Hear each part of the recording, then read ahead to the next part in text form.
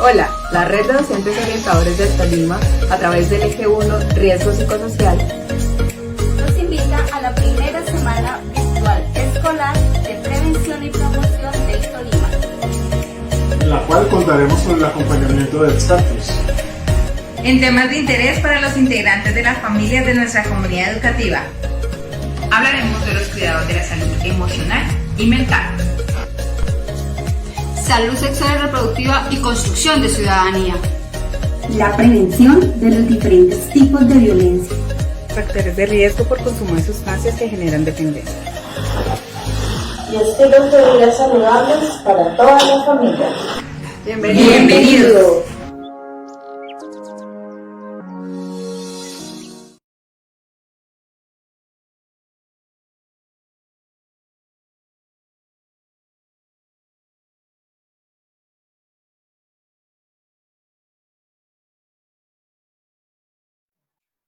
Hola, muy buenos días para todos. Mi nombre es Jimena Nieto Silva, soy docente orientadora de la institución educativa Santa Ana de San Sebastián de Mariquita, Tolima.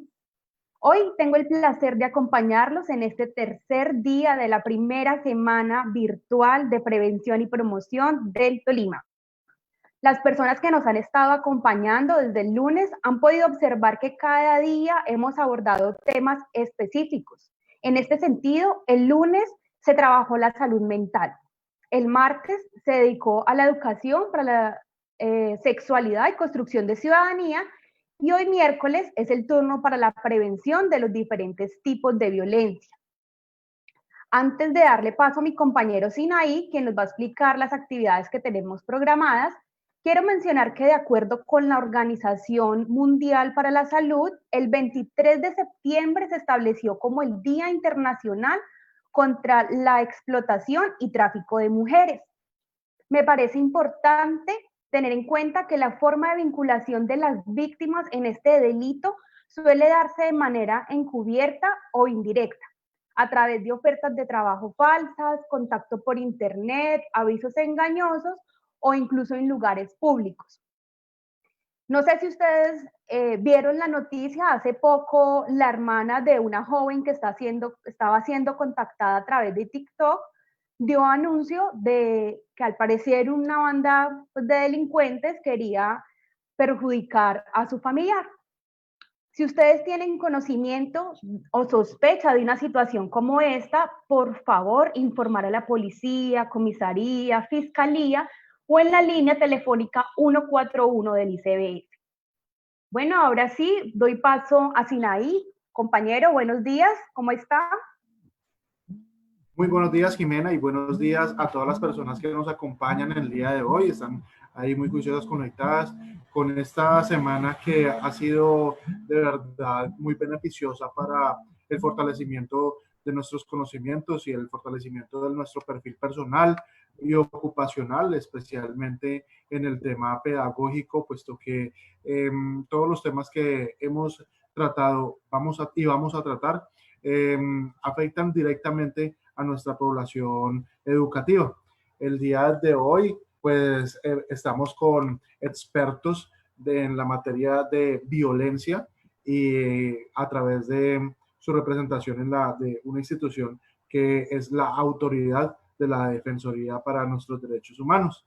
Antes de dar paso a nuestros invitados y hacer su formal presentación, quiero recordar que además de la actividad de hoy, de esta mañana, por la tarde, a las 3 de la tarde, los esperamos a todos muy juiciosos para que nuevamente se conecten por este medio y estemos en la escuela de familia, participemos activamente porque en ella estaremos tratando temas muy flexibles, pero también muy sensibles para la dinámica familiar y toda la construcción de nuestras costumbres que atañen a las características de nuestras familias. Entonces, a continuación, doy presentación a nuestros representantes de la Defensoría del Pueblo. Ellos son la doctora Vivian Grimaldo, quien representa la dupla de género de la Defensoría del Pueblo Regional Tolima, y el doctor Oscar Juliano Valle, asesor de promoción y divulgación de la Defensoría del Pueblo Regional Tolima. Bienvenidos.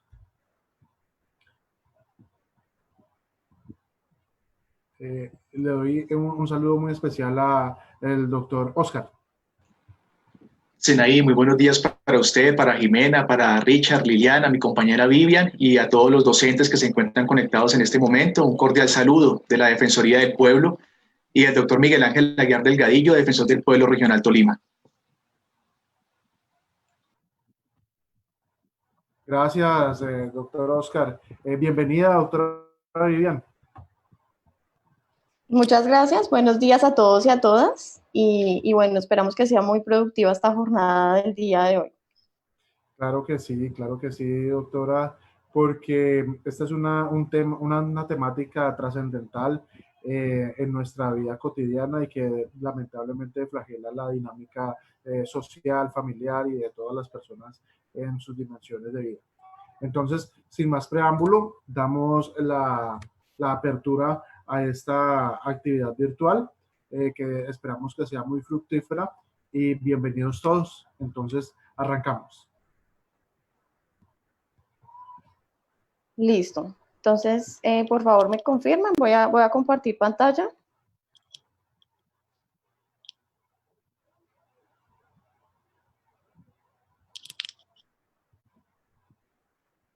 Ok, sí, Listo, señora. por favor, me confirman si la están viendo en este momento. Estamos observando muy bien la presentación. Perfecto. Listo.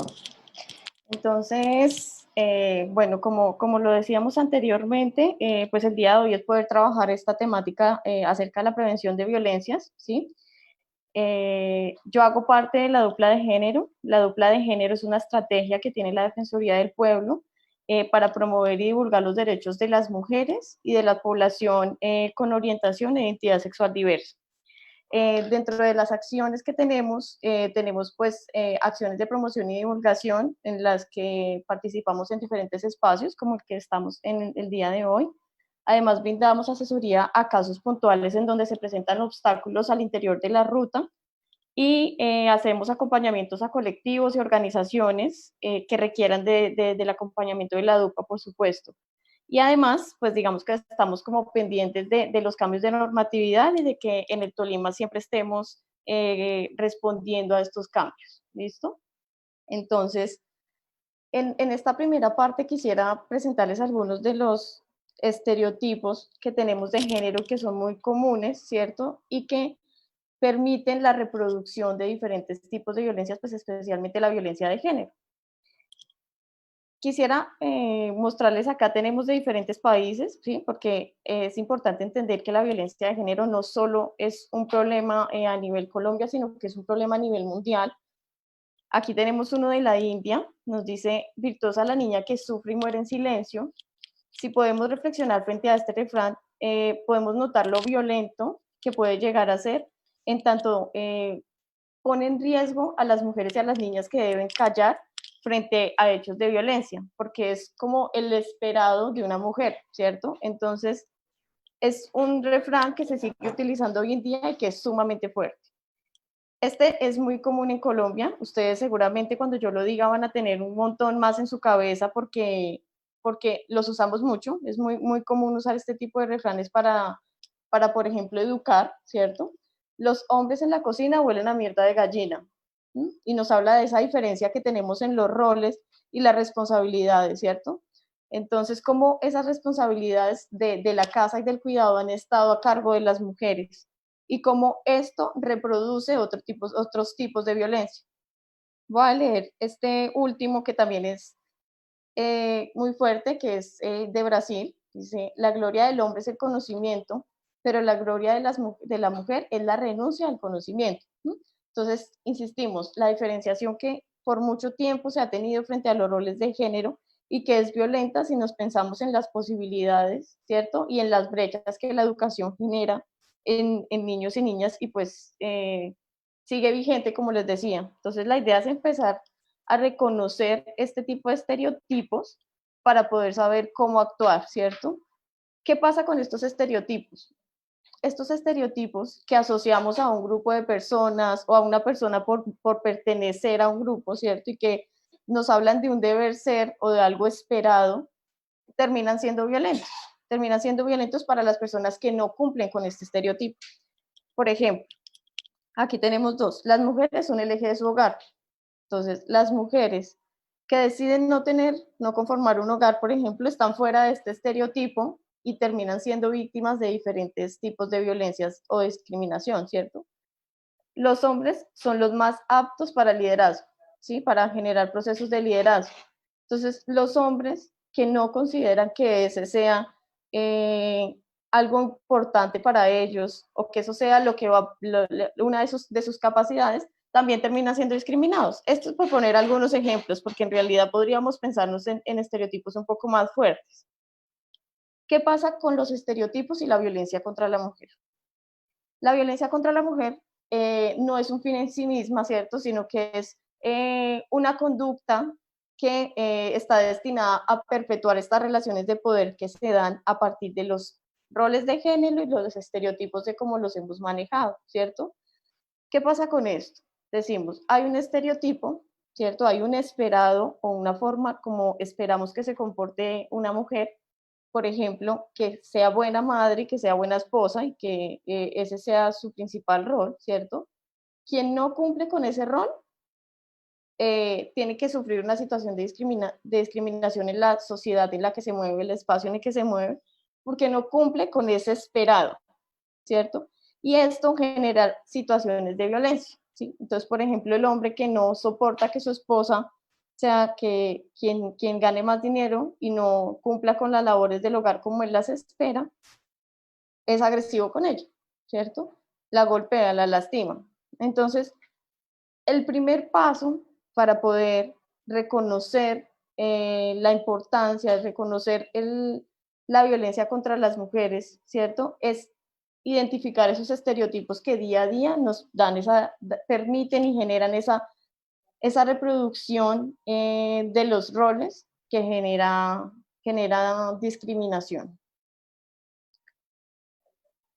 Este triángulo que me parece que nos brinda muchos elementos, no solamente para entender la violencia basada en género, sino para entender los diferentes tipos de violencia, nos habla de una violencia directa, ¿cierto? Que es una violencia que es mucho más fácil de identificar, que la percibimos muy fácil, ¿cierto?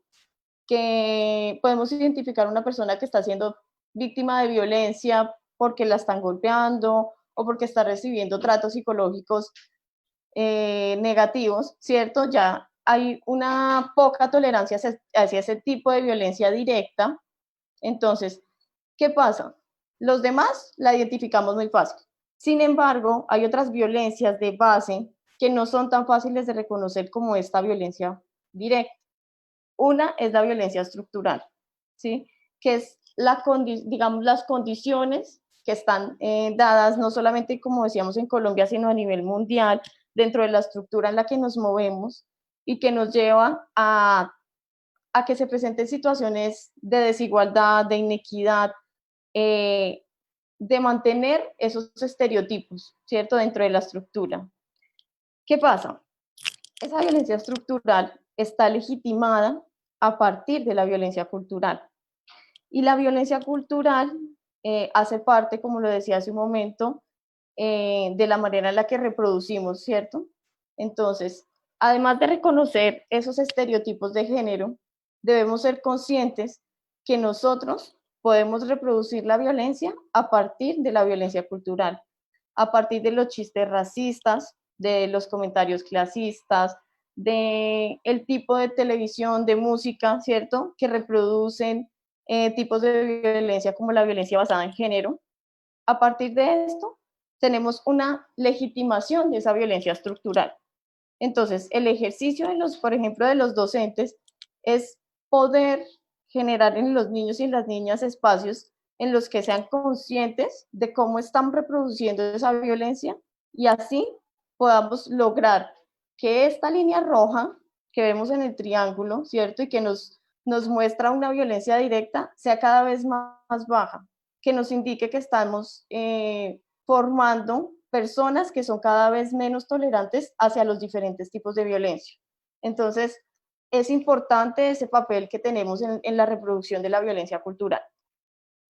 Aquí quisiera volver al concepto de violencia basada en género, ¿sí?, porque es importante entender que el ejercicio del poder, ¿cierto?, que se ha fundamentado en esas relaciones asimétricas de lo masculino y lo femenino, y que valoran digamos, esas cualidades masculinas por sobre lo femenino, no solamente afecta a las mujeres por el hecho de ser mujeres, sino que también afecta a las personas que tienen orientaciones e identidades sexuales diversas, ¿cierto? Personas LGBT. Cuando una persona no cumple con ese estereotipo o no cumple con esas características que el sistema en el que nos estamos moviendo nos dice que debe ser un ser humano, ¿cierto? Que debe ser heterosexual, que debe ser cisgénero, que es una mujer que cumple con los roles que se les fue asignados, estamos generando situaciones de violencia, ¿sí? Porque no todas las personas tienen por qué encajar dentro de esos estereotipos que son sumamente violentos. Entonces, es importante entender esto. La violencia basada en género no solo afecta a las mujeres. ¿Listo? Esta es otra diapositiva que además me parece que es muy descriptiva, por ejemplo, para poder contársela a los niños y a las niñas. ¿Qué pasa con la violencia? La violencia tiene una característica muy particular y es que tiende a ser escalonada.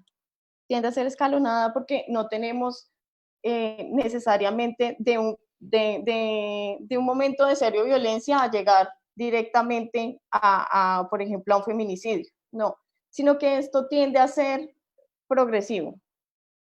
Entonces, tenemos aquí el dibujo de la rana, ¿sí? O la analogía que tenemos frente a la rana. Si nosotros metemos una rana en un caldero que está frío y que la temperatura va aumentando progresivamente, seguramente esta rana no va a notar que la temperatura está aumentando y se va a quedar allí, porque va a estar, ¿cierto? Va a estar, digamos que en un estado de confort en el que se va acomodando y acomodando al aumento de la temperatura, ¿cierto? Y posiblemente va a terminar mal, pero no lo va a notar. Si metemos a la rana, cuando la olla ya está caliente, seguramente esta rana va a reaccionar, ¿sí? Entonces, ¿qué pasa con la violencia? Generalmente pasa lo primero. La rana no entra, ¿cierto?, al caldero cuando el agua está caliente, no. Es un proceso que va siendo escalonado, que va aumentando, que es progresivo, y por eso es importante que empecemos a identificarlo, por ejemplo, en el colegio, desde que identificamos las acciones que parecieran más sutiles, ¿cierto? Como los chistes o los comentarios, para no permitir que esta violencia aumente en ese escalafón, ¿sí? Y esto no aplica solamente para la violencia de género, sino para todos los tipos de violencia. Listo, les dejo con mi compañero Oscar, que va a entrar un poco más en esos otros tipos de violencia. Gracias. Disculpe, antes de continuar, Oscar, quisiera hacer unos comentarios que tienen que ver con la organización de esta actividad virtual. Recordemos que todos nuestros asistentes virtuales pueden participar al final de esta presentación de cada uno de nuestros invitados a partir de sus comentarios o preguntas. Muy probablemente desde momentos previos a este evento, nuestros invitados y nuestros participantes ya han tenido preguntas incógnitas referentes precisamente al tema de la violencia y que tal vez sean un poco más susceptibles de fortalecer estas inquietudes a través de la información que nos transmiten nuestros invitados. Por eso, al final, nos la podemos transmitir, las podemos hacer. Estas preguntas las pueden desarrollar, las pueden escribir a través del chat virtual y de ese modo nosotros vamos registrando estas preguntas y al finalizar la presentación entonces las realizaremos a nuestros invitados. Igualmente recordemos que en nuestro chat virtual tendremos un formato de asistencia virtual para que por favor lo diligencien y entonces continuamos. Por favor, doctor Oscar. Sinaí, muchas gracias. Voy a proceder a compartir la presentación que traigo para el día de hoy, para que la tengamos como guía de esta charla. ¿Me confirman, por favor, si pueden observarla? Sí, sí, señor, ahí está claro. Perfecto. Como comentaba hace un momento Vivian, vamos a hablar precisamente del tema de violencias. Y esta presentación pues la he titulado como la violencia y su impacto en ámbitos educativos, porque en últimas lo que venimos a hablar hoy precisamente es algo que nos une a todos y es precisamente los derechos de los niños, niñas y adolescentes.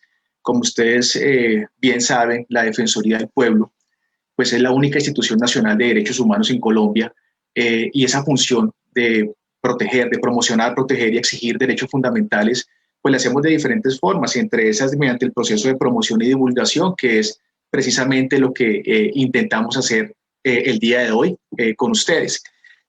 Iniciando con el tema de violencias, lo que quiero yo resaltar precisamente antes de continuar es que hay diferentes formas, diferentes definiciones de violencias, dependiendo de las posiciones que hayan, de los docentes, de los presentadores, de los libros.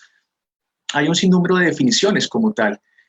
Por ejemplo, encontramos aquellas donde establecen que la violencia es una conducta como tal, que se realiza de manera consciente, ¿cierto?, voluntaria, adrede, para generar siempre un daño a la víctima, ¿cierto? Se busca dañar, bien sea física o emocionalmente.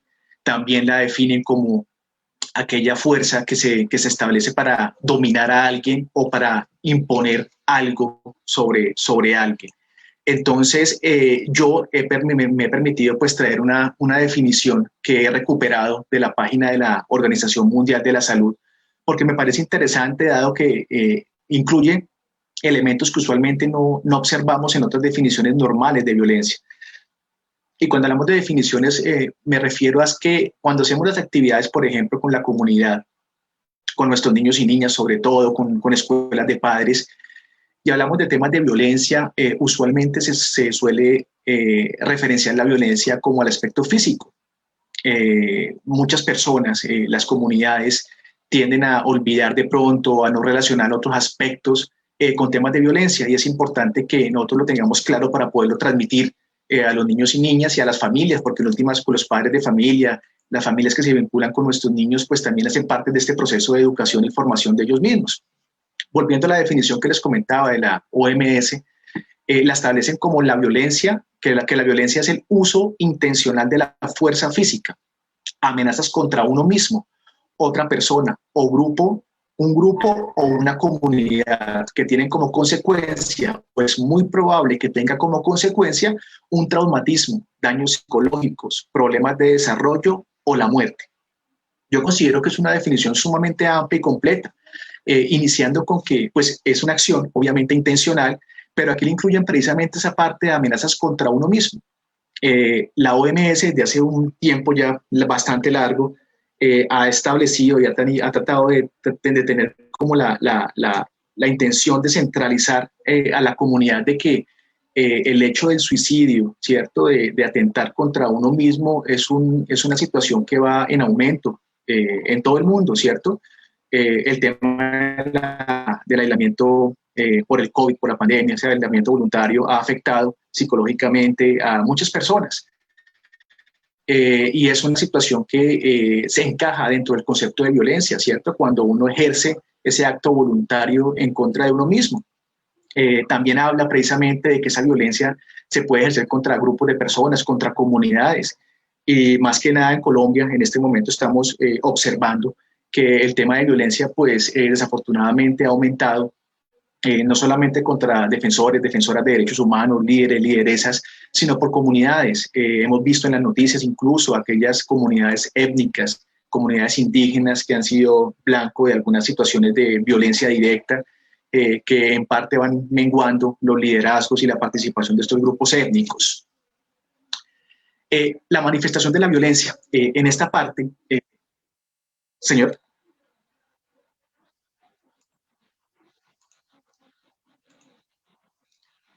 Sí, la tenía en pantalla completa, pero no veo por qué se me sale, pero ya nuevamente la trato de abrir nuevamente. Espero que se pueda se pueda observar.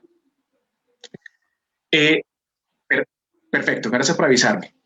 La manifestación de la violencia. En este pequeño cuadro yo trato de comentarle a ustedes cómo entendemos la violencia en cuanto a los medios y también en cuanto a la modalidad en que se da, ¿cierto?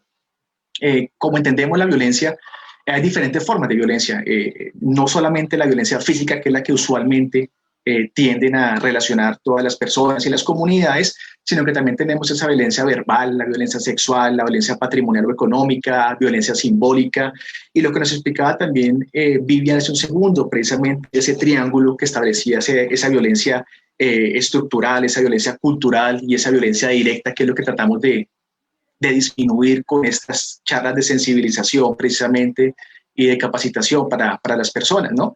Pues la violencia física, como la entendemos, es todo daño que va tendiente a dejar un rastro físico en los cuerpos, ¿no? Pueden ser de diferentes modalidades, los golpes, las patadas, los mordiscos, las jaladas de pelo, los pellizcos para los niños y niñas, en fin, cualquier manifestación de esa conducta que tiende a dejar una huella en la parte física de las personas. La violencia verbal también afecta sumamente a los niños, niñas y adolescentes y a las comunidades. Esta violencia verbal no solamente ejerce un daño puntual a las personas, sino que se establece a dejar unos daños psicológicos también.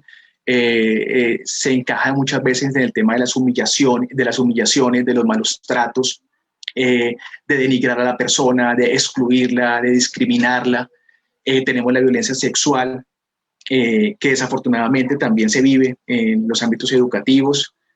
Se han visto casos en niños, niñas y adolescentes donde se ejerce no solamente acoso sexual, sino temas de violencia sexual. La violencia patrimonial económica, que se da básicamente dentro del hogar y entre pares, tendientes básicamente a limitar a la persona, a generar una dependencia absoluta de esa persona, donde se le corta el acceso a los bienes, el acceso a sus títulos, a sus formas de subsistencia, al aspecto laboral. Y la violencia simbólica, que lo que busca básicamente es disminuir ese acceso a derechos que tienen las personas. En las modalidades, pues son diferentes las modalidades en que se manifiesta la violencia. Yo me he permitido colocar unas que son como las que más se resaltan en la sociedad, ¿no? La violencia intrafamiliar, que es de la que hablaremos a continuación, la violencia laboral, la violencia institucional, que desafortunadamente es una constante en Colombia, el tema del acoso escolar, bullying o matoneo, como lo quieran identificar, el conflicto armado interno, la violencia de género y la violencia racial. Estas dos últimas me permito colocarlas porque, de acuerdo a las actividades que hemos hecho nosotros como Defensoría del Pueblo, con los estudiantes en las diferentes instituciones educativas y colegios privados, hemos identificado que la forma de violencia o el acoso, por decirlo de esta forma, que más se genera es por temas raciales y por temas de género. Y yo creo que es importante resaltar esos dos puntos, esos dos aspectos de violencia. En cuanto al conflicto armado interno, hay que tener claridad sobre algo.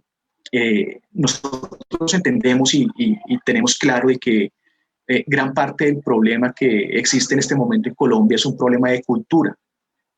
Nosotros no tenemos una cultura de paz, no tenemos una cultura de derecho. Desafortunadamente en la sociedad colombiana se ha normalizado la violencia a un punto que pues ya es preocupante. Si ustedes se ponen a pensar, si tenemos en cuenta el tema de la violencia bipartidista, Colombia lleva mucho más de 60 años dentro de un conflicto armado interno. Hay que tener claridad de que el conflicto armado existe en Colombia. El conflicto armado no se ha acabado. El acuerdo que se firmó entre el gobierno nacional y las extintas FARC-EP era un acuerdo de fin de conflicto con un actor armado, no con todos los actores armados. Entonces no podemos entender de un acuerdo de paz, un acuerdo de fin de conflicto. Y la paz, entendida en un concepto muy amplio, es como ese escenario ideal donde todos y todas podemos ejercer plenamente nuestros derechos fundamentales sin ninguna limitación. Y pues entendemos que estamos lejos de esa situación, ¿cierto? Y a consecuencia de tantos años dentro de un conflicto armado, de tantas noticias de violencia, nosotros ya hemos completamente normalizado la violencia. Cuando hablamos de pronto con los padres en escuelas de padres o vamos a los centros de desarrollo infantil a hablar con ellos, Les comentamos precisamente eso, que ya es una costumbre en muchos hogares que se sientan a desayunar, a almorzar o a cenar con las noticias prendidas, con el televisor prendido. Y nosotros estamos constantemente escuchando noticias de que mataron, torturaron, violaron, secuestraron, y nosotros seguimos consumiendo nuestros alimentos. No son noticias que nosotros soltemos la cuchara pues y nos paremos a decir como así, ¿qué fue lo que pasó? Son noticias tan constantes, tan reiterativas que ya normalizamos el tipo de violencia.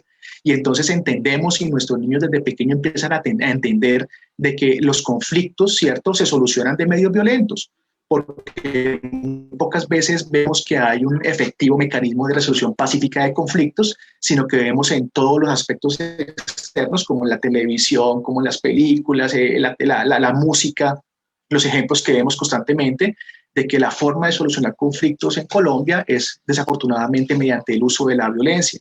Entonces eso es lo que tenemos y lo que intentamos ir cambiando poco a poco, precisamente con estas acciones de formación, de sensibilización, sobre la necesidad precisamente de construir la cultura de paz y la cultura de derechos humanos, que como ustedes muy bien saben, pues no se hace de un día para otro, sino que requiere un trabajo constante, incluso de generaciones, para que cambiemos básicamente la concepción precisamente en cuanto al respeto de derechos fundamentales. Dentro de esas modalidades que yo les comentaba de violencia, quiero referirme al tema de violencia intrafamiliar. Y es importante porque es que, como ustedes saben, los niños cuando están pequeños ellos aprenden o jugando o imitando, ¿cierto? Y cuando los niños están imitando en la casa, pues imitan lo que ven, imitan los roles paternos, maternos, imitan lo que hace el hermano mayor, el tío, el abuelo, los que viven dentro de la unidad familiar, ¿cierto? Y desafortunadamente, pues los niños, al construir su comportamiento, su carácter, su temperamento, pues son afectados, ¿cierto?, por factores externos, precisamente con lo que sucede en su entorno familiar. Entonces, pues es imposible que un niño, o difícilmente un niño, va a crecer con una conducta centrada en derechos humanos cuando a su propio hogar ha sido vulnerado de alguna forma, ha sido violentado o constantemente presencia situaciones de violencia dentro de su núcleo familiar. En algún momento llega a normalizar esas situaciones y lo que hace simplemente es replicar lo que él aprende, replicar lo que él está observando diariamente. Entonces esta violencia intrafamiliar la entendemos como el tipo de violencia, entiéndase física, verbal, psicológica, sexual, patrimonial, como usted la quiera llamar, pero es un tipo de violencia que se comete por un integrante del núcleo familiar contra otro u otros integrantes de esa misma unidad familiar, ¿cierto? Y así que es importante establecer, pues, cuál es la unidad familiar. Y cuando hablamos de unidad familiar no es solamente el papá, la mamá y los hijos, sino son todas las personas que comparten, ¿cierto?, esa vivienda, que comparten esa unidad familiar. Entonces acá lo hacemos extensivos a los tíos, a los abuelos, a las abuelas, a los primos, a todas esas personas que componen esa unidad de familia, ¿cierto? Y ahora, esa violencia intrafamiliar no se da exclusivamente dentro del hogar. Lo importante de este concepto de violencia intrafamiliar es que se da por integrantes del mismo núcleo familiar contra integrantes del mismo núcleo familiar, independientemente de dónde se realice. Puede ser en el hogar, ¿cierto? Puede ser en el trabajo de uno de los integrantes del núcleo familiar, en la calle, en un establecimiento público, en un centro comercial, bueno, en cualquier aspecto, en cualquier lugar, perdón, siempre y cuando pues concluya estas características de que es violencia ejercida al interior de los integrantes de la familia. Hay diferentes formas también en que esta violencia pues se materializa como tal. El control de las finanzas, lo que yo les comentaba hace un momento y que también lo alcanzó a mencionar Vivian y que sé que en actividades anteriores lo han desarrollado, ya la violencia patrimonial, ¿cierto? La violencia económica, el control de las finanzas, de los recursos, de los bienes que hay en el hogar, cuando se prohíbe precisamente el contacto con otras personas, con familiares, con amigos, donde se recurre incluso a dejar a la persona encerrada bajo llave, con aislamiento total, ¿cierto? Cuando se realizan acciones de discriminación, de estigmatización, se trata con indiferencia a integrantes de la familia, cuando se utilizan otras personas de la familia para buscar algún hecho, alguna situación, alguna acción que uno quiera, como por ejemplo cuando los padres usan a sus hijos o hijas o amenazan con usar a sus hijos o hijas para buscar un fin determinado, ¿cierto? el hecho de ser negligentes en el cuidado, no cumplir con el tema de los alimentos debidos, alimentos entendidos no solamente como el aspecto de comida, sino todo lo que contiene básicamente la definición de alimentos, ¿sí me entienden? La vivienda, el vestuario, la alimentación, la salud, todo lo que se necesita precisamente para el desarrollo integral de los niños, niñas y adolescentes. Ahora, esa violencia pues tiene diferentes consecuencias. Ustedes ya pues las pueden deducir fácilmente. Sin embargo, pues es importante resaltarlas hasta dónde puede llegar. Pues la violencia intrafamiliar, lo primero que uno entendería es que básicamente pues se rompe la unidad familiar, ¿cierto? Hay divorcios, separaciones de parejas, que es lo mínimo que podría haber en un tema de agresiones al interior de un hogar, pero aparte de eso, pues deja rastros, ¿cierto? Deja huellas. No solamente en la víctima, sino en todos los integrantes del núcleo familiar, rastros físicos, psicológicos, emocionales incluso, y ahí es gran parte del problema que tenemos con los niños, niñas y adolescentes que están expuestos a situaciones de violencia intrafamiliar, y es precisamente que el niño o la niña van a crecer pensando que esas situaciones, esa forma de trato, esa forma de solución de conflictos es completamente normal. Entonces vemos que ya niños muy pequeños, desde muy temprana edad, desde los 5 años básicamente, están experimentando y están exteriorizando conductas incluso de acoso escolar en la institución educativa o incluso en los jardines, porque ellos llegan básicamente a actuar de acuerdo a lo que ellos han aprendido, ¿cierto?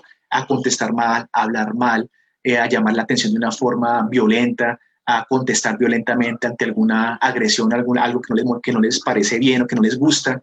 En situaciones extremas hemos visto también niños y adolescentes que han recurrido al consumo de sustancias psicoactivas, al consumo de bebidas embriagantes e incluso a situaciones de homicidio o suicidio.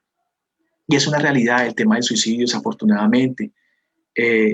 Es algo que pues ustedes han escuchado mucho, que en Colombia pues los índices de suicidio pues no son bajos, y pues el Tolima no es la excepción. E incluso más adelante creo que tengo un recorte de un periódico donde hablan precisamente de Ibagué, donde hablan precisamente de que los índices de suicidio pues no son bajos, y desafortunadamente, como lo comentaba hace un momento Vivian, el suicidio como manifestación de la violencia pues usualmente va en aumento, no disminuye, siempre es más fuerte. No solamente cuando hablamos de círculo de la violencia o escalera de la violencia dentro de la unidad familiar, sino en general, ¿no? Precisamente acá tengo el recorte del periódico. Esta los traje porque representa una anécdota para mí pues importante, y esta es una nota de prensa, creo que del Espectador, si no mal no recuerdo, de Ecos del Conveima, del 2018, en enero, donde hablaba precisamente de los índices de suicidio en Ibagué, y donde hablaba precisamente que un gran porcentaje de estas situaciones, no solamente de suicidios consumados, sino de intentos, se daban niños, niñas y adolescentes. Resulta que para esa época, para esa fecha en que salió esa nota, yo estaba haciendo una actividad en una fundación, un tema de internado media jornada, con unos niños y niñas precisamente, donde hablábamos de temas de prevención del acoso, del trato digno, ¿cierto? Del respeto. Y los niños, ya hablábamos precisamente de las consecuencias que podía tener el tema del acoso, ¿cierto? El tema de la discriminación, de la estigmatización. Y dentro de esas consecuencias, pues hablábamos precisamente de las situaciones donde uno se autoinflige un daño, en el caso de los suicidios. Y los niños mencionaban que en esa misma cuadra, unos días antes, un niño de 9 años había tomado esa decisión. Entonces, ya después de uno escuchar eso y sentir eso narrado por propios niños, pues la perspectiva es distinta, ya deja de ser una noticia que uno ve en un periódico, sino ya la asimila uno con una realidad, y pues vemos las consecuencias tan funestas que puede tener la violencia de diferentes formas en niños y niñas. Otro tipo de violencia que afecta la convivencia escolar, la convivencia pacífica, esa cultura de derechos humanos, pues es el acoso escolar. Yo sé que ustedes como docentes pues ya han tenido varias actividades en relación al acoso escolar, pero nunca sobra mencionar y resaltar que el acoso no es otra cosa sino violencia, ¿cierto? Es la manifestación de la violencia en distintas modalidades tendientes básicamente a estigmatizar y a excluir a una persona. El hecho de este acoso es que esta violencia se manifiesta dentro del escenario escolar, ¿cierto? Donde vemos que un estudiante o unos estudiantes ejercen ese tipo de violencia contra uno u otro grupo de estudiantes con el objetivo de maltratar o intimidarlo, ¿cierto? El objetivo de esta violencia siempre es la misma, siempre es estigmatizar, es excluir a la persona, ¿cierto? Ridiculizarla. El aspecto es que esta violencia, pues como ustedes también ya lo saben, tiene unas condiciones de materialización, que son precisamente la continuidad en el tiempo, que sea sostenida, que sea reiterativa. Independientemente de que esta violencia constituya acoso escolar, pues tenemos otros tipos de violencia al interior, que es la violencia esporádica, que es cuando hay una violencia entre pares, una pelea entre ellos, un conflicto mal solucionado, mal tratado, donde se acude a la violencia como forma de solucionarlo. Es una violencia esporádica, pero ya cuando estas manifestaciones de violencia son constantes, son repetitivas, son permanentes en el tiempo, pues ya empezamos a hablar de un acoso escolar de acuerdo a la ley 1620, y ustedes saben que eso pues tiene unas normatividad especial, tiene un procedimiento, toca catalogarlo, toca llevarle al comité de convivencia escolar, de clasificar la acción, varias cosas que requieren como la atención, ¿no? Lo importante de esta situación del acoso es que aquí lo que se busca es desconocer el derecho, ¿cierto? Los sentimientos y la posición del otro estudiante. Y el problema es que no se trata con igualdad, no se trata con derechos, no se ve a la otra persona como sujeto de derechos, sino que buscamos simplemente un interés particular alcanzado mediante la aplicación de la violencia en diferentes modalidades. Este acoso escolar tratamos de concientizar también a los estudiantes no la importancia, sino de la fuerza que ha venido cogiendo el ciberacoso, que es el mismo acoso escolar, pero ya a través de las tecnologías de la información, entiéndase el internet, las redes sociales, las aplicaciones móviles, incluso los juegos online que están manejando los estudiantes, los jóvenes en estos momentos. Y lo preocupante de este ciberacoso es que, como es por intermedio de redes sociales, pues abarca mucho más, o sea, llega mucho más lejos a un acoso personal que se hace. Dentro de estas situaciones de ciberacoso o ciberbullying, como se denomina usualmente, se ven diferentes modalidades. El tema de los chantajes, en los cuales a los estudiantes, por ejemplo, se les toma una fotografía en situaciones comprometedoras, algún video, alguna información personal para sacarle dinero, ¿cierto? Buscar beneficios personales, acosarlos o acosarlas sexualmente. Se hacen insultos mediante las redes, se hacen burlas, se amenaza con el hecho de proferir un daño, ¿cierto? Una agresión personal, se busca humillar a las personas, todo esto encaminado básicamente a ridiculizar, a excluir a las personas. Y hay diferentes modalidades también por lo cual se hace. Una de las que más se están manejando actualmente es el tema de los perfiles falsos, donde los estudiantes, mediante fotografías que toman de otras personas, las usan para crear perfiles y empezar a distribuir información que no es real, como por ejemplo ofrecer servicios sexuales, manifestar ciertas tendencias de consumo de sustancias psicoactivas, de consumo de alcohol, de orientaciones sexuales que no corresponden a la que realmente tiene el estudiante o la estudiante. Básicamente utilizar información falsa para hacer quedar mal a la persona.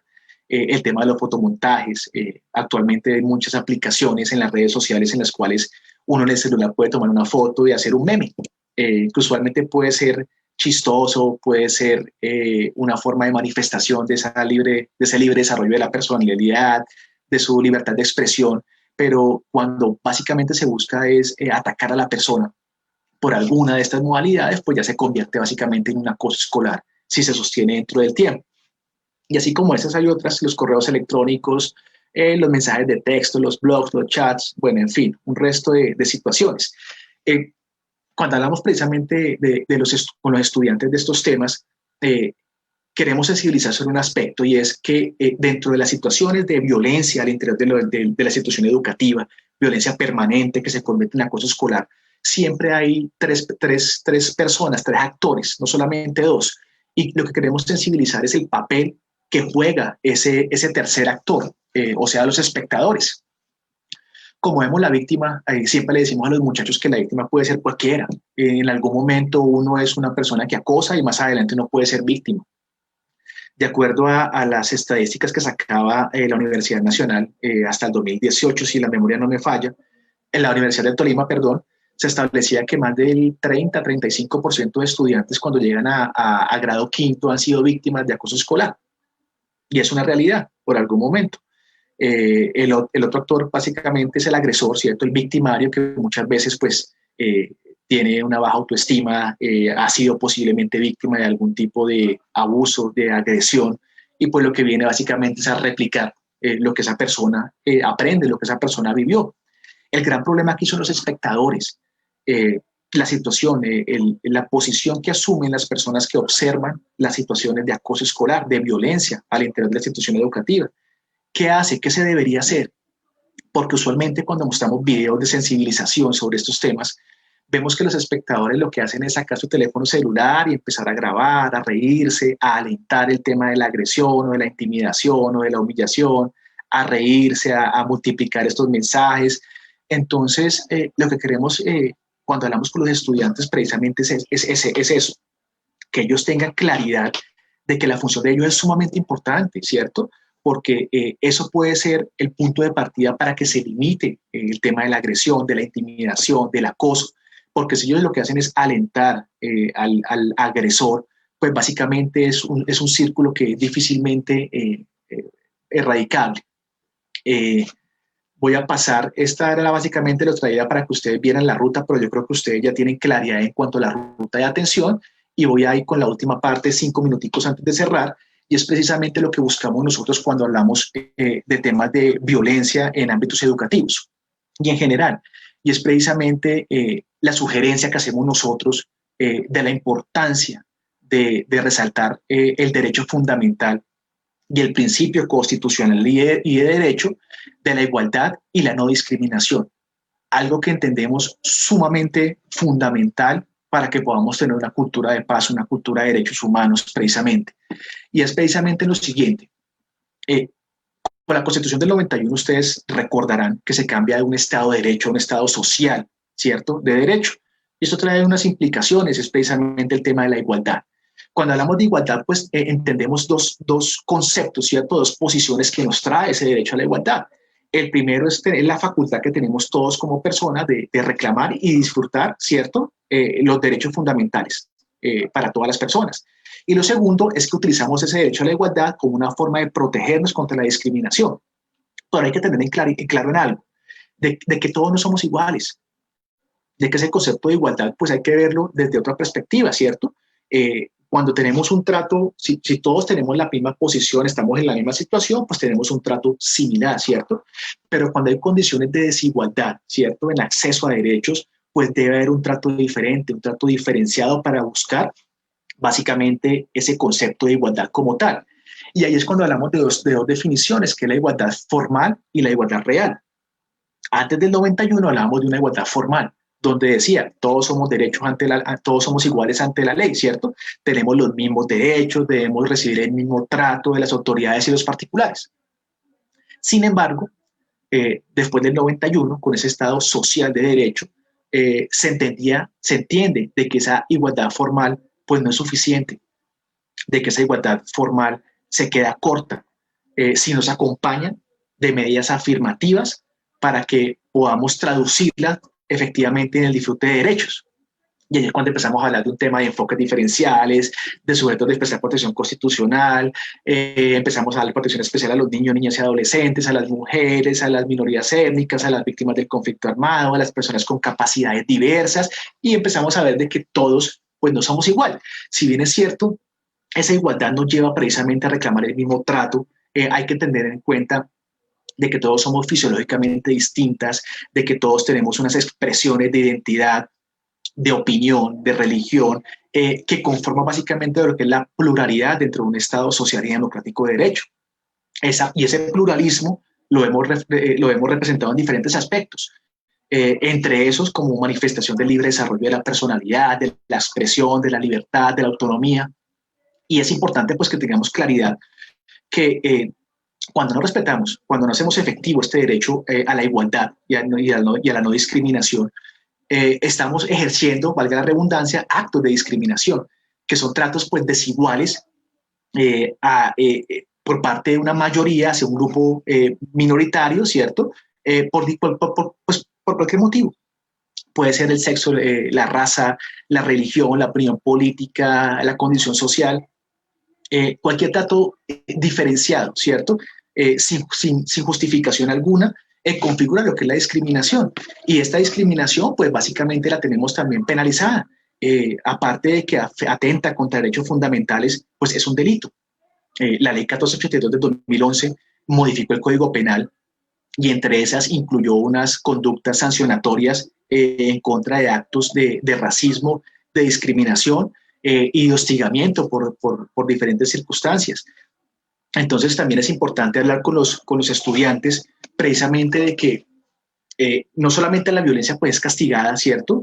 Fuera de la institución educativa, sino al interior, de que nuestros estudiantes cuando cumplen sus 14 años ya son sujetos pasivos del sistema de responsabilidad penal para adolescentes y empiezan a responder personalmente por situaciones de ejercicio de la violencia.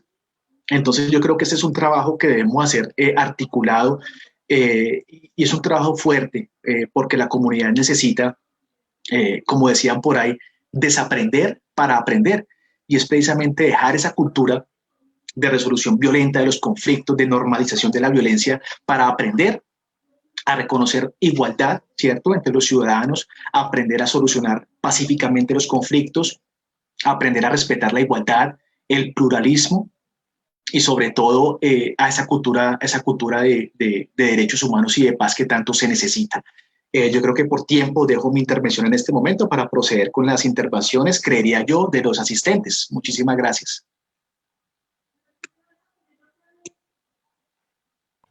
Muchas gracias, doctor Oscar. A buena hora, muy pertinente, muy apropiada su intervención, así como la de la doctora Vivian.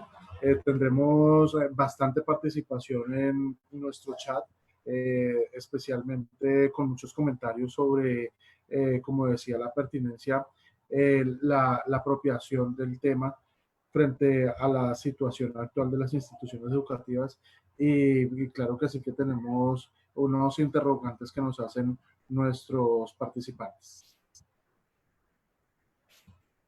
Uno de estos interrogantes es de Rafael Antonio Niño. Él solicita información sobre el docente desde su actividad, cómo puede intervenir en estos casos de violencia intrafamiliar sin pasar la fina línea de lo personal y privado de ese grupo familiar o personal. La respuesta la pueden ofrecer de acuerdo a su experticia o su voluntad, como quieran. Bueno, yo voy a tomarme la palabra, compañero Oscar. Ahí es importante entender que por mucho tiempo se pensó que, por ejemplo, la violencia intrafamiliar era un asunto privado, ¿sí? Y pero vital reconocer que la violencia intrafamiliar es un asunto de todos, ¿sí? Y que si un docente conoce una situación, debe hacer, digamos, el llamado, ¿sí? Debe activar la ruta, ¿sí? Entendiendo que esto, como les digo, ya no es un asunto privado como pensamos anteriormente. Sí, se refería específicamente al tema de violencia intrafamiliar o de violencia contra la mujer, ¿sí? La 1257 ya nos habla de la importancia y de la posibilidad también que tenemos todos y todas de denunciar este tipo de violencia. Y por otro lado, si lo habla, por ejemplo, de los comportamientos violentos que puede tener un niño y que los puede aprender dentro de la casa, ¿cierto? Seguramente eso va a conllevar una responsabilidad del docente frente a la posibilidad de hacer diferentes actividades encaminadas a contrarrestar, ¿cierto? Esas acciones, esas actitudes que el niño está aprendiendo en su casa, pero además la posibilidad de tener de tener también esa orientación con los padres de familia para poder identificar qué está llevando al niño a comportarse de esta manera, ¿sí? Pero quería hacer la aclaración frente a que la violencia intrafamiliar ya no es un asunto privado, es un asunto que nos compete a todos y a todas.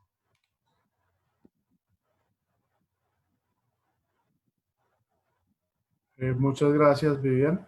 No sé si el doctor Oscar tenga algún comentario. No, yo creo que ratificar lo que decía Vivian, muy acertado, porque inicialmente cuando se hablaba precisamente al inicio que se quería regular el tema de violencia intrafamiliar y el tema de violencia de género, se tendía la tendencia de establecer de que lo que pasaba al interior de la casa pues era privado, ¿cierto? Hacía parte de la intimidad familiar y la intimidad del hogar. Pero cuando fue evolucionando el tema del concepto, se estableció de que cuando existe la violencia, cuando se materializa la violencia, se pierde el carácter privado precisamente de la intimidad de ese núcleo familiar. Y pues estamos obligados en poner de conocimiento la situación, lo que está aconteciendo. Sumado que en el caso de los servidores públicos, tenemos la obligación de poner en conocimiento cualquier conducta delictiva que tengamos conocimiento. Entonces yo creo que eso ratifica lo que comentaba Vivian hace un segundo. Gracias. A propósito de sus respuestas, resulta que muy congruentemente con una inquietud de un participante, nos menciona que si por favor pueden ampliar un poco más sobre la ruta de atención, los protocolos o los procedimientos que debe seguir la institución educativa cuando se entera, cuando se da cuenta de cualquier tipo de violencia.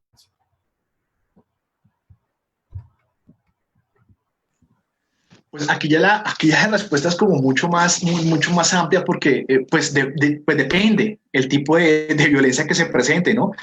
Hay unos protocolos especiales de atención dependiendo del tipo de violencia que se vaya a ejercer. Por ejemplo, Vivian ha tenido la oportunidad de comentar con ustedes el tema de la atención en casos de violencia de género, ¿cierto? De violencia sexual.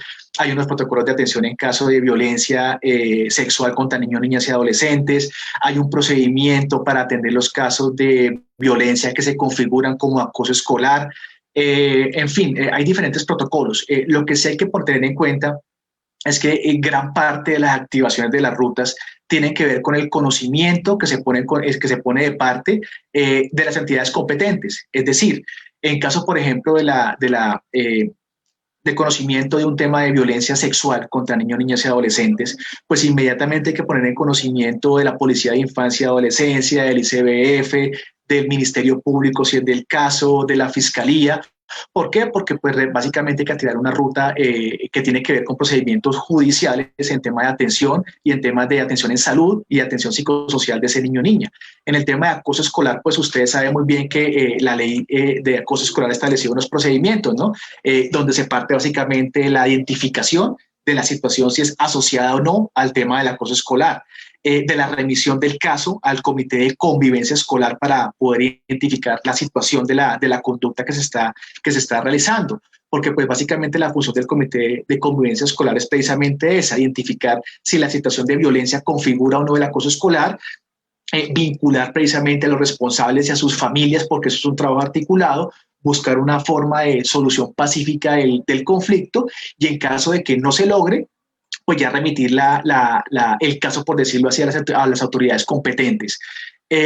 Como le digo, cada una de las situaciones pues tiene una ruta de atención particular que pues estaríamos dispuestos pues en otra oportunidad ya a socializar cada una de ellas porque pues requieren un tiempo pues como prolongado para poderlas ver.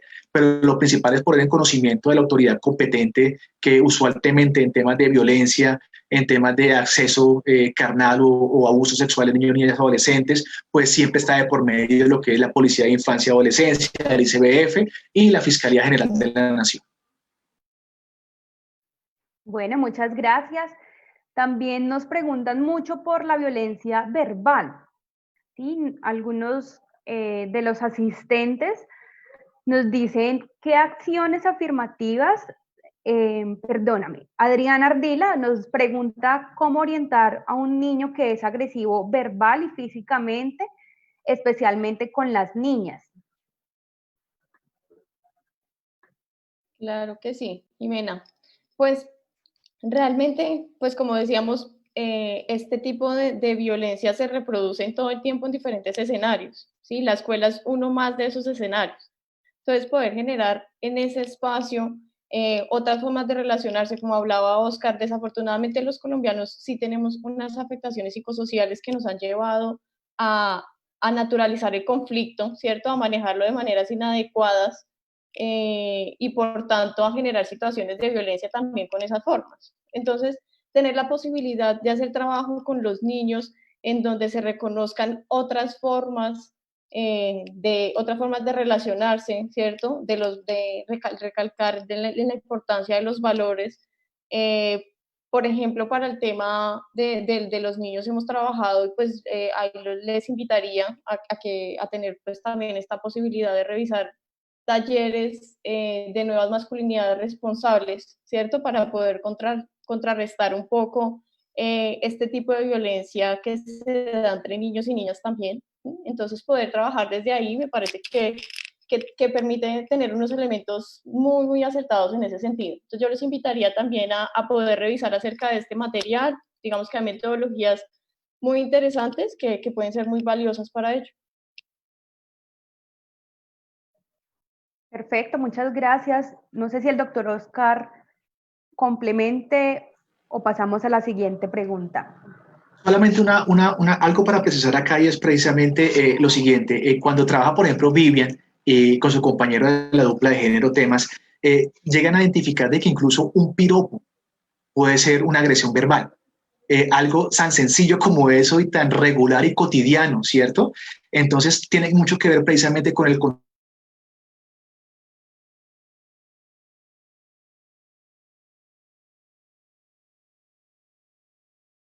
en contra de su madre, de sus hermanas, y es lo que viene básicamente es a exteriorizar lo que él está viviendo, lo que él sabe, lo que él ha aprendido.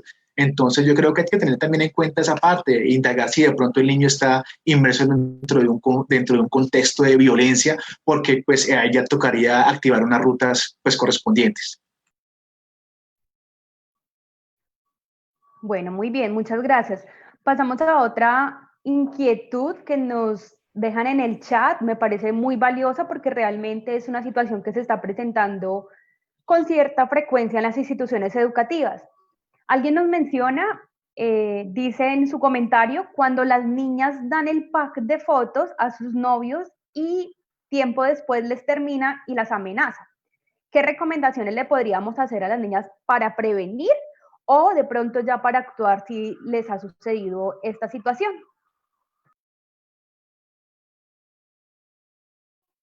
Sí, desafortunadamente, Jimena, esto es una situación que se está presentando cada vez con más frecuencia. Entonces, creo que sí es importante insistir a las niñas, pues, por un lado, tener mucho más cuidado, ¿cierto?, de cómo estamos manejando nuestra sexualidad, ¿cierto?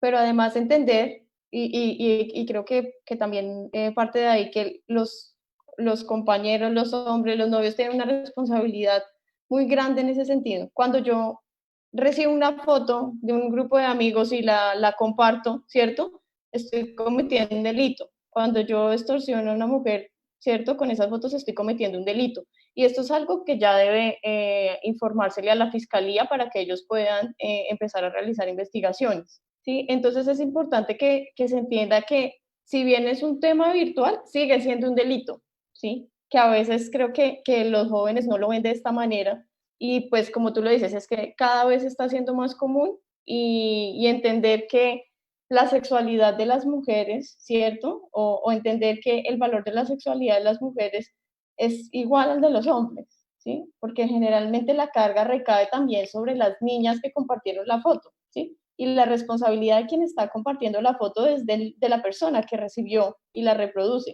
¿cierto? Entonces, creo que también hay que revisar muy bien eso porque la culpa termina siendo muy fuerte para las niñas y esto es una afectación muy, muy delicada para las mujeres.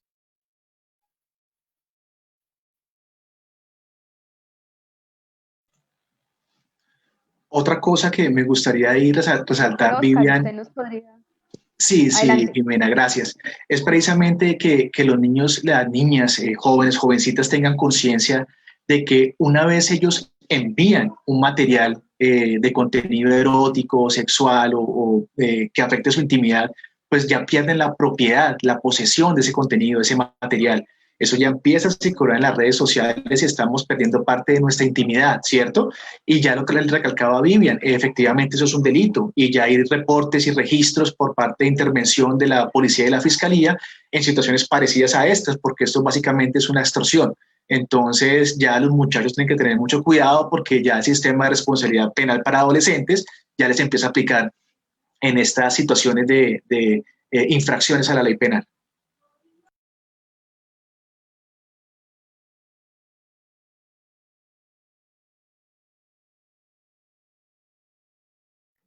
Muy bien. Podemos pasar entonces con otra pregunta que encontramos acá en el chat. A ver, Graciela Vargas Rojas nos pregunta, ¿qué se recomienda hacer cuando esa violencia verbal y psicológica viene directamente de la familia para uno de sus integrantes? Bueno, creo que ya también nos habían comentado pues que la violencia intrafamiliar ya no es algo privado como se pensaba anteriormente, sino que nos han invitado a denunciar o notificar ante las entidades correspondientes estos casos.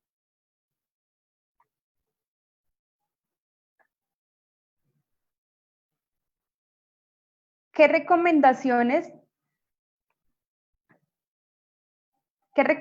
darle a las mamás que no abandonan el hogar por dependencia económica pese a estar viviendo en un ambiente violento?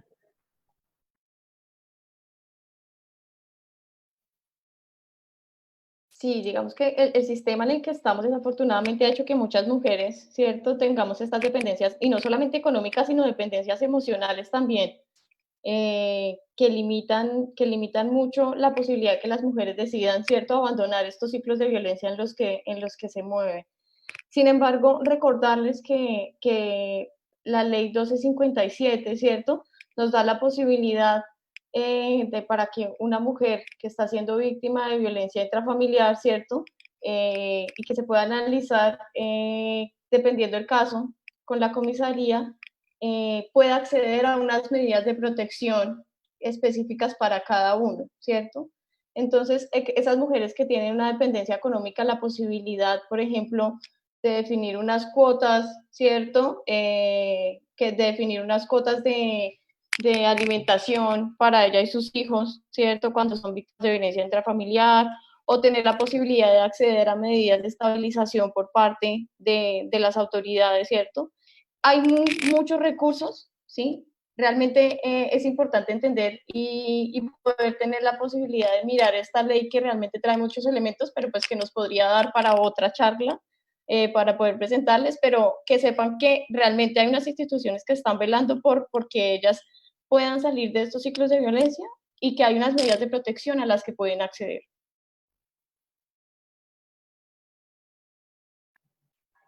Muchas gracias. Tenemos otra pregunta, doctor Oscar. ¿Usted va a complementar esta respuesta o leemos la siguiente? Le damos la siguiente, Jimena. Ya creo que estuvo clara la intervención de Vivian. Perfecto. ¿Cómo transformar los elementos culturales desde la familia que permite que se continúe presentando la violencia de género?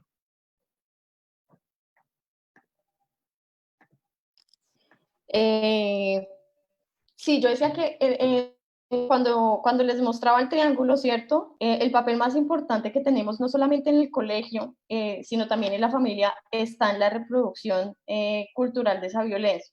Entonces, cuando yo empiezo a hacer conciencia que cuando obligo a mi niña, ¿cierto?, a que atienda al hermanito y al hermanito, lo acostumbro a que tenga una dependencia de las labores del cuidado de su hermanita, que no aprenda a cocinar, ¿cierto?, que no aprenda a responsabilizarse de las tareas del cuidado también.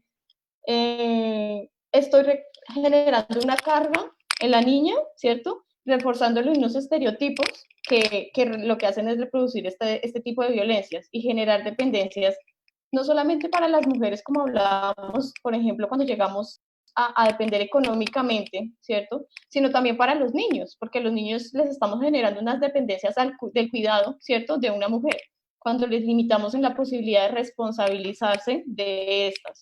Entonces, creo que parte desde ahí, desde el ejercicio de la cotidianidad, de identificar cómo yo estoy reforzando esos estereotipos y qué puedo hacer para que los niños y las niñas aprendan a llevar unas relaciones equitativas y responsables también en los diferentes escenarios, en equidad de oportunidades y de responsabilidades, con corresponsabilidad.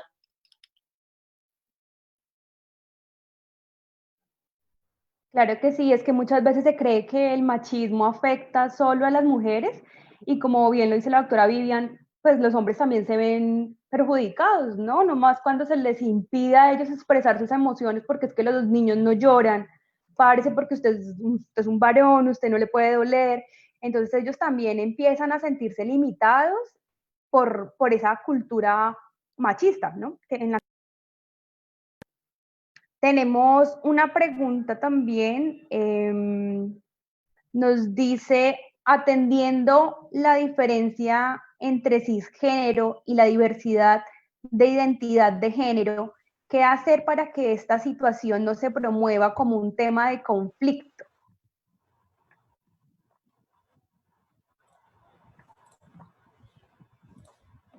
No sé si entendí bien la pregunta, espero que sí. ¿Qué hacer para que esto no genere situaciones de conflicto? Creo que entender que tenemos unos derechos todos y todas, ¿sí?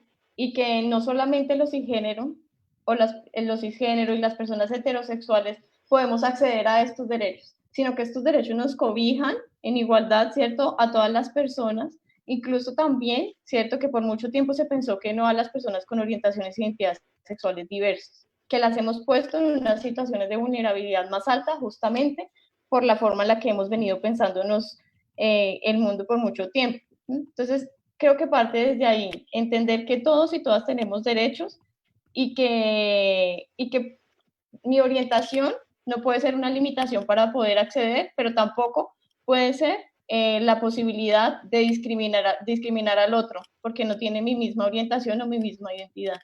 Entonces, la base es pensarnos eso, todos y todas tenemos estos derechos.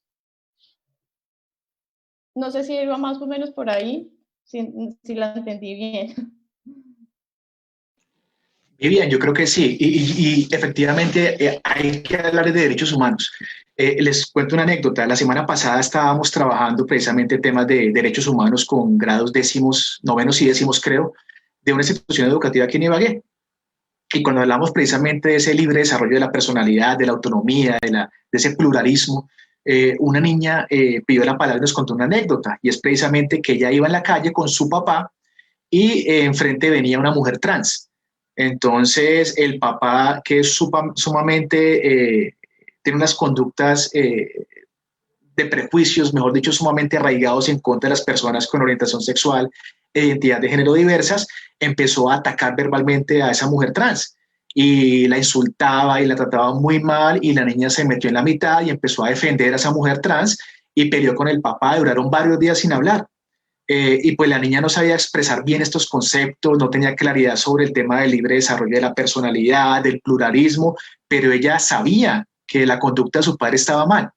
Y ella me comentaba que al interior del hogar el papá es una persona muy machista, es una persona que habla muy mal de las personas homosexuales, de las personas transgénero, y desafortunadamente pues ya es un comportamiento que se encuentra arraigado en él, ¿cierto? En esa persona. Pero acá, como lo decía Vivian, hay que hablar precisamente de lo que yo les comentaba inicialmente cuando usted terminaba la charla, y era precisamente esa igualdad, ese respeto. Si bien es cierto, yo pueda que no esté de acuerdo con algunas ideas, algunas tendencias, algunas elecciones de vida, pues es mi opinión, ¿cierto? Pero no tengo por qué exteriorizarla y convertirla en violencia. Los estereotipos lo que llegan es a discriminar, y muchas veces la discriminación lo que llega es atacar, violentar a una persona, bien sea física o verbalmente. Entonces hay que enseñar precisamente al interior de la institución educativa a nuestros niños para que de aquí en adelante ellos empiezan a ser tolerables, ¿cierto? Haya tolerancia, haya respeto por la diversidad, ¿cierto? Por ese libre desarrollo de la personalidad, por la autonomía, por la libertad de expresión. Y es precisamente la construcción de esa cultura de derechos humanos que pues no es nada fácil, pero que hay que empezar a hacerlo, hay que ratificarla, sobre todo nosotros como en algunas de estas funciones como docentes que realizamos, ¿no? Eso es sumamente importante para que ellos se vuelvan multiplicadores precisamente del tema de derechos humanos y hablen de estos temas al interior de su propio hogar. Doctor Oscar, si entiendo bien, es como transformar esos constructos disruptivos por pensamientos más congruentes con el respeto por la diversidad. Totalmente, la entendió muy bien, Sinaí. Así debería ser, pero desafortunadamente vemos que en la realidad no es tan fácil como queremos aplicarlo en estas charlas teóricas. Sí, muchísimas gracias. Igualmente, pues nos quedan dos inquietudes que esperamos abordarlas, si nos permiten. Resulta que hay alguien que nos comenta que las instituciones educativas tienen claro o aproximadamente claro actuar pedagógicamente con base al respeto por los derechos humanos y el ejercicio de acciones restaurativas. La pregunta es qué hacer para que, así como las instituciones están allá en esta vanguardia, las familias implementen este pensamiento y estas acciones.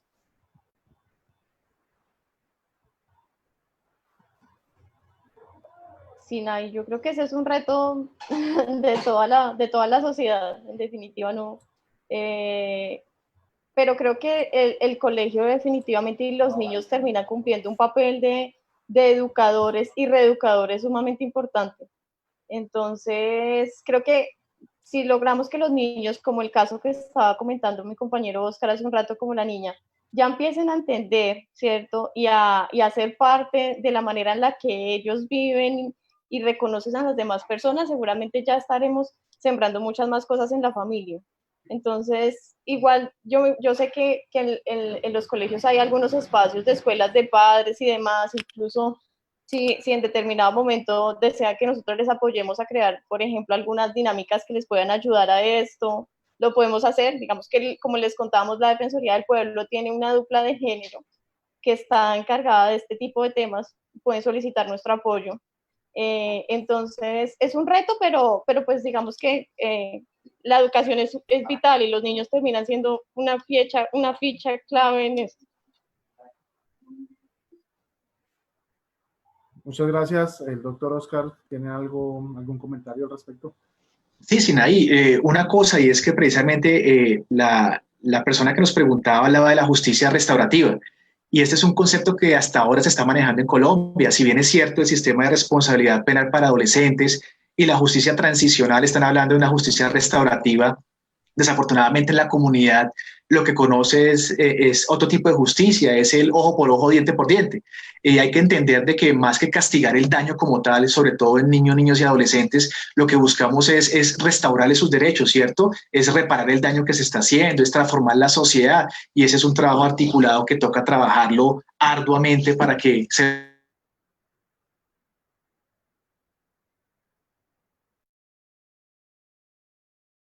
La participación de Diego Alejandro Suárez, quien dice que respecto a la actualización, reelaboración participativa de los manuales de convivencia escolar con perspectiva de género, derechos humanos y reconciliación, ¿cuál creen ustedes que son los retos y desafíos interinstitucionales de cara a esta obligación?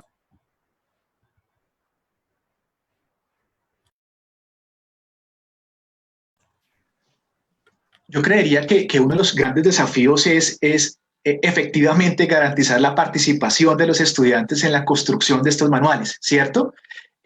Otro de ellos sería empezar a reconocer que ese derecho fundamental al libre desarrollo de la personalidad hay que garantizarlo. Si bien es cierto, usualmente la tendencia en las instituciones educativas es mantener una disciplina, unas normas que están encaminadas a que los muchachos no se nos salgan de las manos. También es importante articular estas medidas en relación a los derechos fundamentales.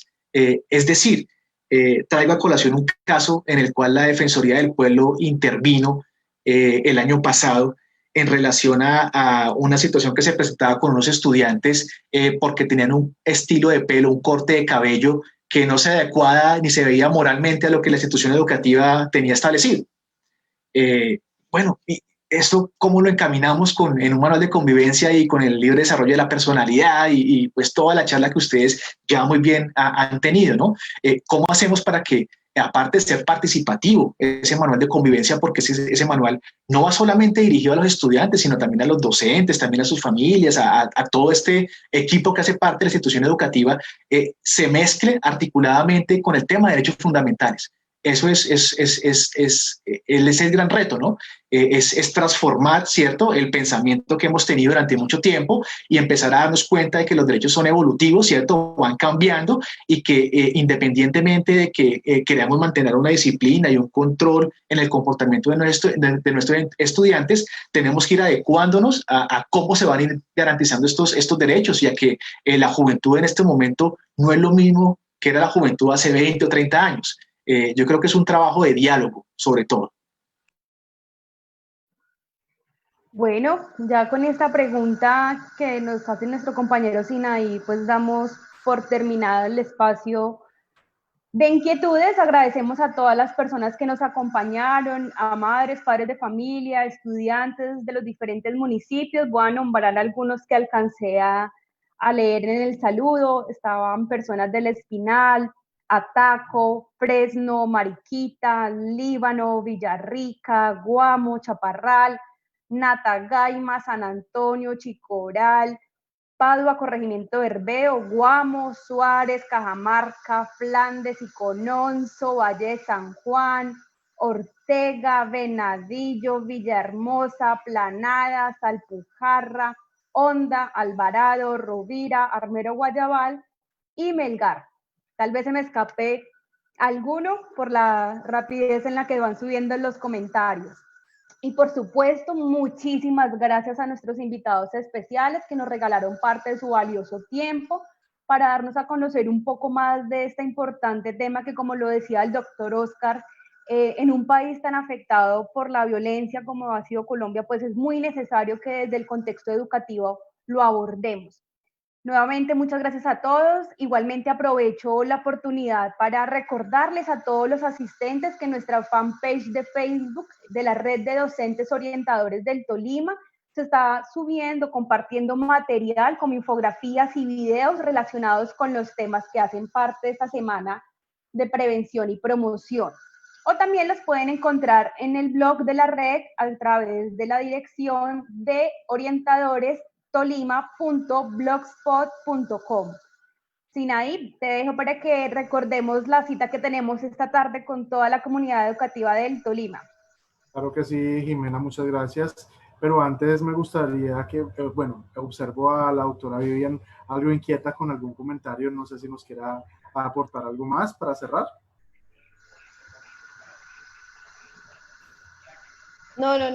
No, me pareció genial el espacio, me parecía chévere poder escuchar todas las personas de los municipios y también pensar en eso, en la tecnología, cómo termina también acercándonos y poder llegarle a muchas personas en diferentes lugares que tal vez no habíamos podido hacer en otro momento. Gracias. Muy bien, entonces no queda más sino agradecer inmensamente a la Defensoría del Pueblo, al doctor Oscar, a la doctora Vivian, por su participación. Quedamos entonces con una tarea inmensa desde hace mucho tiempo, haciendo una reflexión permanente de que debemos estar a la vanguardia, debemos estar actualizados y debemos estar transformando a diario y reflexionando a diario la situación actual de nuestros niños, niñas y adolescentes, las familias de nuestra sociedad, de nuestras comunidades educativas, porque son diferentes características, influencias y formas en las que se puede presentar dificultades y vicisitudes que los docentes, directivos, orientadores y comunidad educativa deben tener en cuenta y deben saber actuar en un momento indicado donde sea un partícipe observador y donde algún miembro de la comunidad educativa nos llame a pedir orientación o apoyo. Entonces, muchísimas gracias. Los voy a dejar con una frase muy reflexiva para que nos va a preparar para esta tarde. Entonces, cada uno pregúntese, ¿y tú qué huella quieres dejar? Esa es la frase que genera la actividad de hoy a las 3 de la tarde con la Escuela de Familia, con unos invitados también muy interesantes y muy con mucha formación y expertos para dinamizar y reflexionar y flexibilizar la dinámica de nuestros hogares, de nuestras familias. Entonces, muchísimas gracias y cerramos esta transmisión. A todas las personas que se conectaron y que estuvieron participantes y que se registraron con sus comentarios, hicieron preguntas, muchísimas gracias y es muy gratificante y nos da mucha alegría a todos los docentes y orientadores a través de la red de docentes y orientadores que estén participando y que nuestros invitados estén tan de lujo para acceder y atender todas las inquietudes y todas las situaciones que hoy por hoy son de exagerada y necesaria atención. Seré, muchas gracias por la invitación y que esté muy bien. Muchas gracias. Muchas gracias Jimena, Richard. Oscar, Vivian, Richard, gracias. muchas gracias. Nos vemos a las 3. Muchísimas gracias a Richard Torres, docente orientador, que tras bambalinas ha hecho posible bastantes temas de la conectividad y la tecnología. Muchísimas gracias al eje 1 del riesgo psicosocial de docentes orientadores. Liliana, muchísimas gracias a todos. Feliz día y nos veremos a las 3 de la tarde. Chao. Ya la